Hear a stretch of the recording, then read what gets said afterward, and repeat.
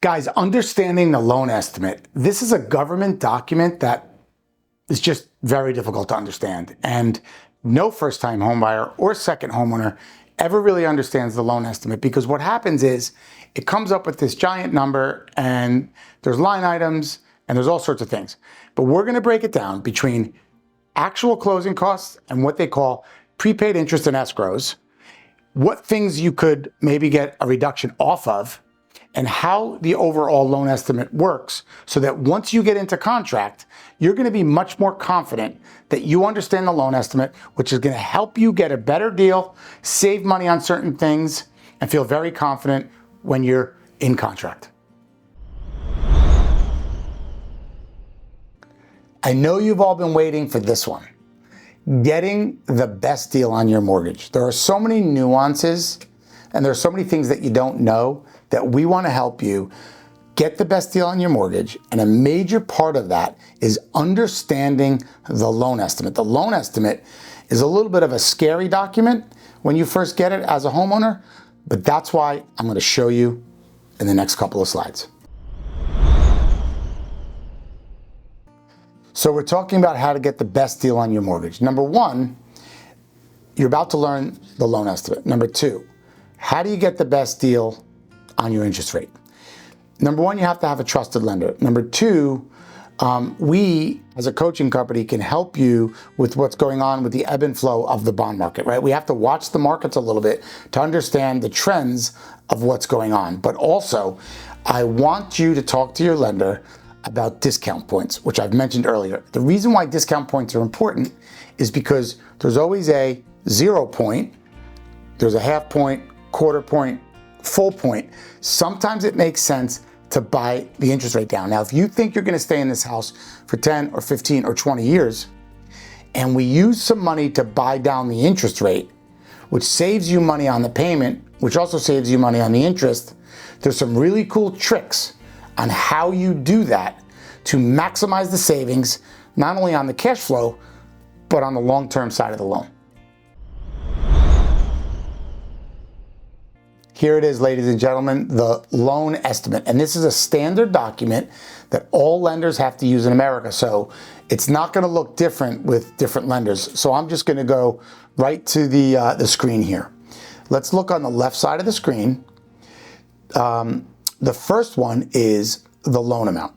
Okay, now, if you look above here, your sale price says $510,000. Beneath that is the loan amount. I'm on the left-hand side of the column. Underneath that is the proposed interest rate. Some lenders might advise that they want to lock right away. Some lenders might say, let's float.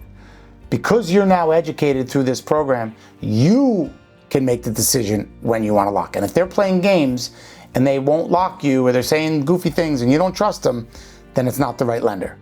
Okay, now, the next one is monthly principal and interest. In this case, it's $2,939.03 based on this interest rate. Okay, now, the payment calculation, if it's a 30-year fixed mortgage, isn't going to change. It shows a difference here between year 1 and 11 because you had a monthly mortgage insurance number that would go away. But that's not a given, meaning it could happen sooner where the mortgage insurance goes away. You could possibly buy it out. So that's not always there. But in this case, it is there because they put less than 20% down. Okay, then the estimated taxes insurance is $1,142 a month. So you would be taking your $2,939 mortgage payment plus the $1,142, which is your taxes and homeowners insurance, and all in, that's your full mortgage payment that you would get every month. On the bottom left, it says cash to close. There's estimated closing costs, which usually is kind of inflated a little high because as lenders, we can get in trouble for underestimating, but we don't get in trouble for overestimating. So a lot of times there's a little bit of a cushion there. So there's closing costs, and then there's down payment. Okay, in this case, the person was putting down 10%. So their down payment is one thing, plus your closing costs. Okay, now to the middle page. The loan cost, box A. This is the lender, either commitment fee, application fee, or processing fee. This you can usually get a discount on. You could ask for $500 off, $700 off. Sometimes you can get it waived. Now, sometimes, I said in an earlier module, it may make sense to say to the lender, I don't want to pay the commitment fee. What's your best rate? The best rate is 6.625. Okay, I'd like $700 off that. If they say no, then say, okay, with an eighth worse, can I get the commitment fee waived? And then you do the math on what the payment is higher and how much you save. So for example, if it's $20 a month, right, and it saves you $1,500, how many months does it take you to earn back the money, right? So that's how the math works. Now, box B, appraisal fee. It says you cannot shop for. When a lender uses an appraisal management company, the fee is the fee. You can't shop for that. It's usually between $450 and $650, depending on the value of the house. The credit report fee, it's an estimate. Oftentimes it's only $50 or $60. They put $200 on there because in case they have to make changes to your credit report, delete something, they give themselves a little cushion. Usually at the closing, that ends up just being what the cost of the credit report is. Flood certification, they do a certification to see if it's in a flood zone. It's cheap, $11, whatever. And then if it's an attorney state, the attorney will charge you for the closing. A lot of states just have title companies, so you wouldn't have this. And some lenders have a verification fee, which is just checking on different things attached to the property to make sure that there's no back liens, judgments, but that also has to do with title. I know this is a lot of information, but if you watch this back several times and you get your first loan estimate, you're gonna be like, wow, that's amazing, I actually know what I'm looking at. Box C, you can shop title companies. Many states though, it's state mandated. So sometimes the lender endorsement is a little bit of what they call a junk fee, so you can maybe get that waived. But the title insurance is what it is, and it's based on loan amount. What is title insurance? Title insurance is to ensure that the back liens and judgments don't exist on the property after you close. So for example, you close on a property and title was cleared, and then all of a sudden, a week later, a mechanic or a carpenter hits you with a $2,000 judgment. That title insurance ensures the fact that that was the previous homeowner. So you're not gonna be on the hook for that. Title insurance covers that for you. And then the title company often does the closings right now, and they charge a fee for that. Okay, so that's all on box C. Now, when you go to E, F, and G, this is what they call prepaid interest and escrows. So when we talked about estimated cash to close of $15,644, which is the bottom left-hand corner, that includes actual closing costs and prepaid interest and escrows. Now, prepaid interest and escrows is your money, but it's going into a side account. Let me explain. If you close on August 15th, you're going to prepay the interest in the month that you're in. You're going to finish the month. You're going to get the mortgage company all the way to the end of August. Then you do not have a mortgage payment in September.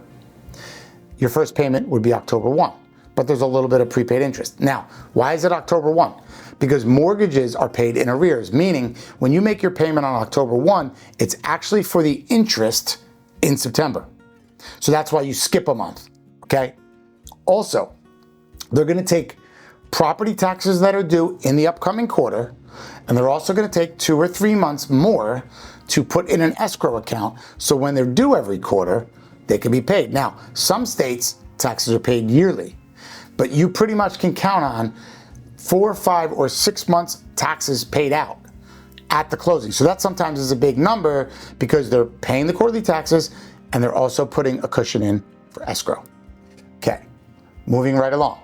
Then there's homeowners insurance. Homeowners insurance is tricky too because you have to pay a year in advance up front, and also a couple of months goes into escrow. So what happens is every single month that you pay your mortgage payment, the escrow account for homeowners insurance is being replenished. so that a year from when you buy, that money's in the account and the mortgage servicer pays your insurance company. So it's a little painful in the beginning when you first buy a house because you have to come up with the upfront year, then you have to pay 2 or 3 months into the escrow, but then you don't have to pay it anymore because it's included in your mortgage payment. Okay? Make sense? If you had a FHA loan, it would show the mortgage insurance premium built into the loan, but this is a conventional loan. Also, you can choose owner's title, which is cheap. That doesn't insure the lender, that insures you. That's a little safer. And so basically what Box I looks at is a compilation of E, F, G, and H, which is your prepaid, interest, and your escrows. So then you take all of these things combined, and this is an estimate of what you're gonna come out of pocket for closing costs. And then it breaks down if you've already given a $25,000 deposit, which it shows here. And in this case, this person was getting $7,200 back from the seller. The bottom number is what you have to bring to the closing. Now, oftentimes, as I said, this number is a little bit inflated and it gets better as you get closer. In future slides, I'm going to talk about how to include closing costs, but this is an explanation of how a loan estimate works and what you could prepare yourself for by watching this video prior to applying for a loan. So how to not pay closing costs. Say you want to buy a home and maybe you have $15,000 saved and the down payment is $10,000, but you have a problem because the closing cost might be another $10,000 or $12,000. So here's how this works. There's something called a seller concession for closing costs, and I have a very specific way that I teach people how to do this. And here it is. When you bid on a property, say the property is $300,000, you want to agree with the seller on that number. You never want to talk about closing costs until after the fact. Here's why. It confuses the seller. So if you want to bid 300, bid 300. Get them to agree. We're good. Then a day later, totally allowed, you say, hey, I would actually like to buy it for 310 and have you give me back 10,000 towards closing costs. What happens then is the first 10,000 in closing costs is rolled into the transaction. Now, as a buyer, you don't really have to memorize that. We teach realtors this as well, but then it's the same net to the seller, right? Because they gave you the 10,000 back, so they get the same net number. And now you've bundled in the closing costs into the deal. Also, sometimes as a lender, I may give the people a choice. Hey, if I give you an eighth of a point worse, you can get 1,000 back for your closing costs. Or if I give you a quarter worse on rate, you can get 3,000 back towards closing costs. So sometimes the lenders can help, but oftentimes that means it's a worse interest rate. So the better thing to do is agree on price with the seller, then add it after and roll it into the deal.